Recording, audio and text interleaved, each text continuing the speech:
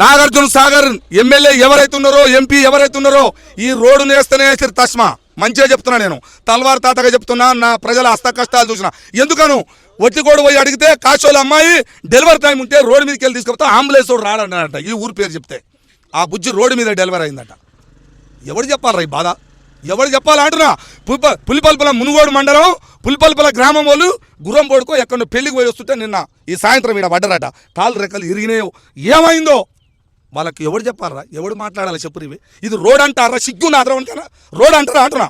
రాజకీయం చేస్తుంది కానీ వనకనా సిగ్గుందా ఇక్కడ ఏరియాలో? ఎందుకు చెప్తున్నా అంటే అది ఆవేదన రా. నా ఇంట్లో నా పిల్లకి దాకింది కాబట్టి బాధ, నా ప్రజలకు దాకినాయి కాబట్టి బాధ. మీకు దాకితే తెలుసురా మీరు నాయకులేనారా నిజంగా? ఈ రోడ్డు తక్షణమే బాగు చేయలేదనుకో ఆ జైవీర్ రెడ్డి రవీర్ రెడ్డి మీ ఇద్దరు చెప్తున్నా నేను.